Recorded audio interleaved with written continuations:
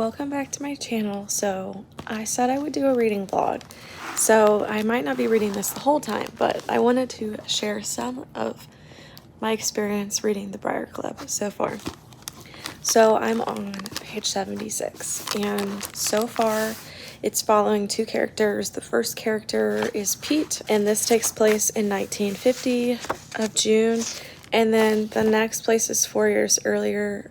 So it starts off with a prologue, and then it follows Pete and Nora both in 1950, like two different perspectives, growing up in the Briar, or living in the Briar house. So I'm on page 76, and it took me a minute to get into it because I felt like it was very wordy, and there's people that are from different places. I believe that Nora is Irish, and so some of the words they use I don't quite understand, because every once in a while she'll throw out a word that I don't quite get, and so it's taken a minute to kind of catch up and understand the story, but I'm finally getting into it, and it's definitely something that requires your focus. So Nora works as a personal secretary of Mr. Harris, who's the executive officer of the archives. And so she's very patriotic. She's really passionate about the Constitution and everyone and what they stand for in America. And Xavier is basically he calls himself a businessman, and he works at the bottle house, but basically it's kind of illegal because at the time they're like really limiting the things that he lets people do there, like gambling and all of that stuff, and he kind of feels like a lot of stuff that is illegal shouldn't be illegal. And he was a Marine, so he's kind of pursuing Nora, and Nora is in the middle of like explaining why she's passionate about America and her job and stuff.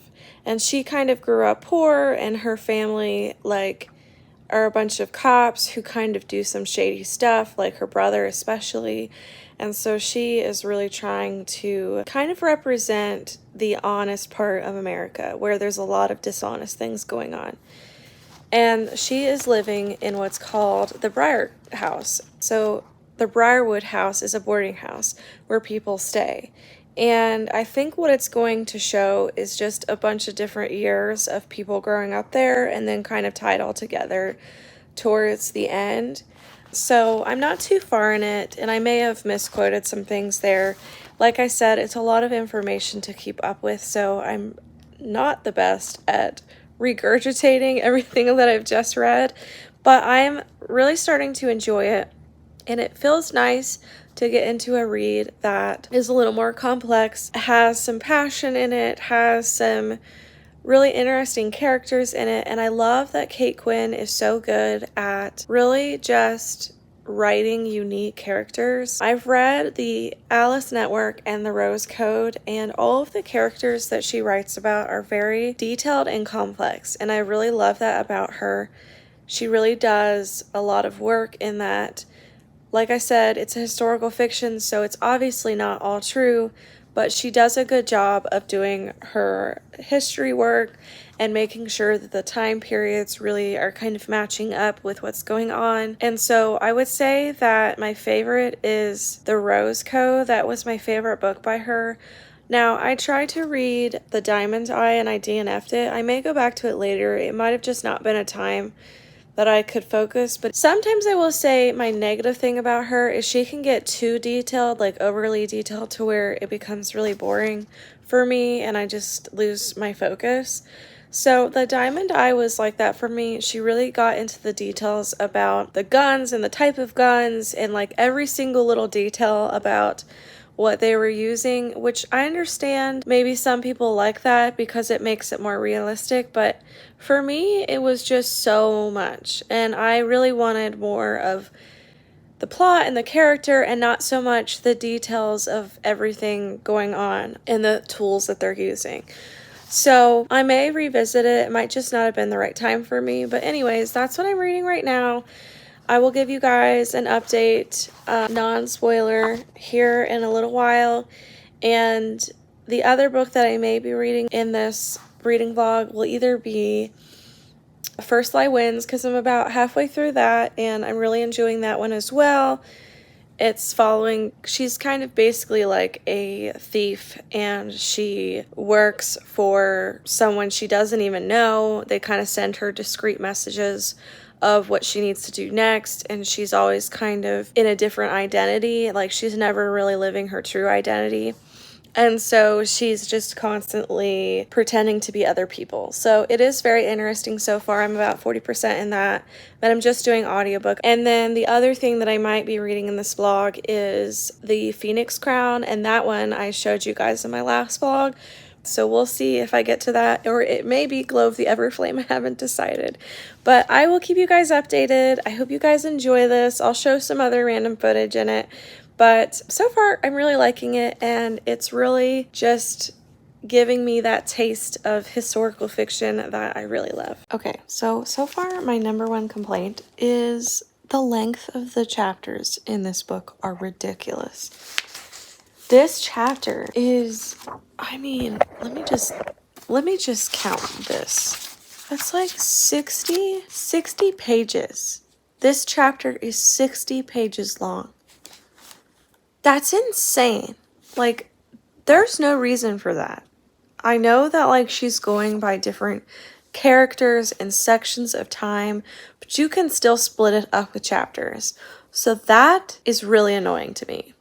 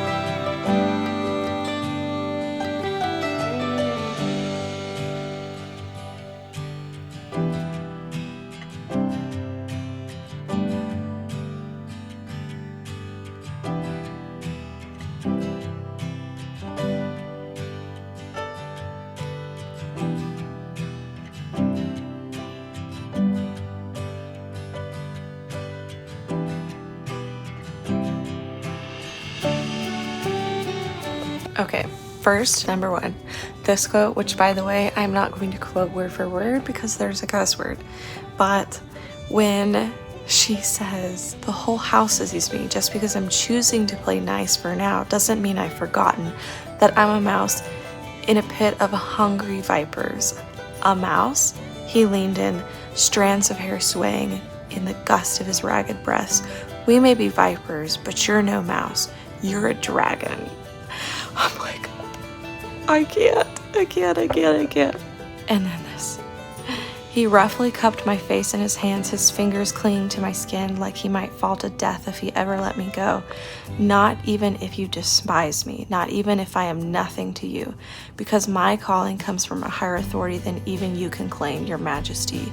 As she guarded my heart, I will guard even yours, even if it kills me. Pulsating energy flooded the room, seizing me in its furious, desperate grip. 1,000 invisible hands clutched my face, my arms, my legs, and everywhere in between. My own power hummed in harmonious response. It clawed against the inside of my skin, pleading to be set free and match his magic's mighty wrath.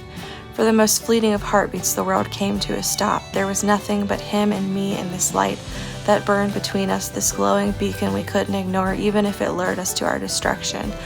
Every moment with Luther felt like a tug of war against fate. Every look, every touch felt weighted with an ominous heft, like each one held some deeper, unseen consequence that went far beyond the two of us. It was as exhilarating as it was terrifying, and for once, I was sick of fighting it, sick of fighting him. I closed my eyes, parted my lips, headed in surrender. But his hands fell away from my face, his power withdrew, and the warmth of his body vanished. A moment later, the door slammed closed, and once again, I was alone. I cannot with these quotes in this book. I'm just reading it and I'm like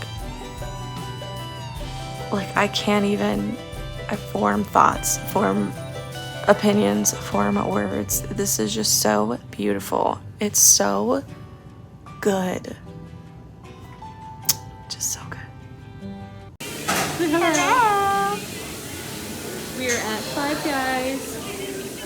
Best burgers ever. Cajun fries all the way. Right before Leah's trip with the bears. This may be the last time you see me. Okay, update. So I finished Ceci's journal today, which I've been reading for a while with my daughter. It's a graphic novel. Gave it 4 stars. It is such a great message. I'm not a graphic novel person still. It's not something I would pick up willingly, like just on my own.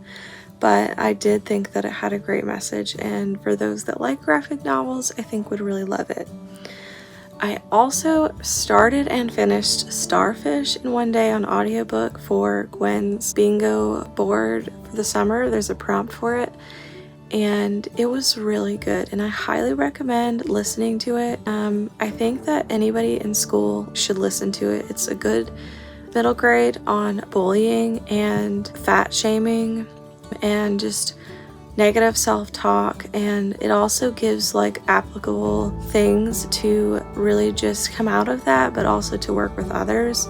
So I feel like it's not just like about the negative, but it also talks about standing up for yourself and how to get out of it and how to work with your family and your friends. So I thought it was really great. So I am now on chapter 35 in Glow of the Everflame. I'm absolutely loving it still. I'm also a little emotionally destroyed.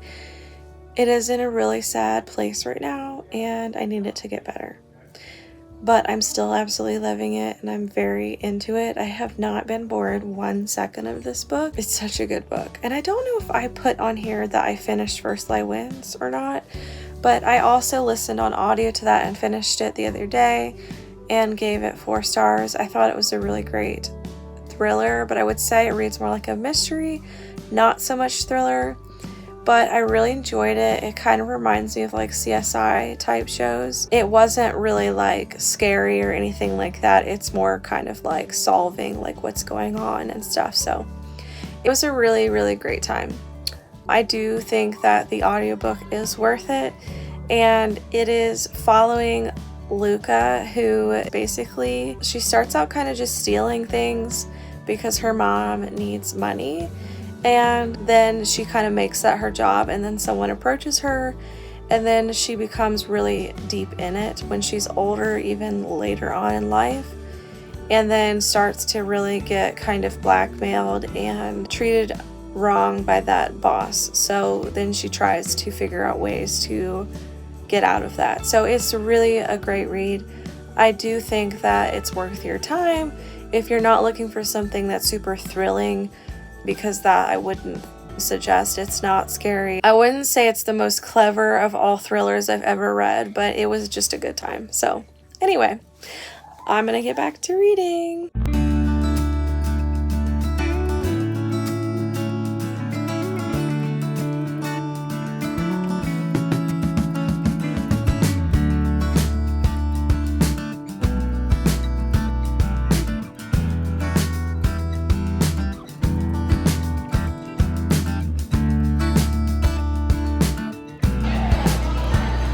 Hi to the vlog. Hi to the vlog.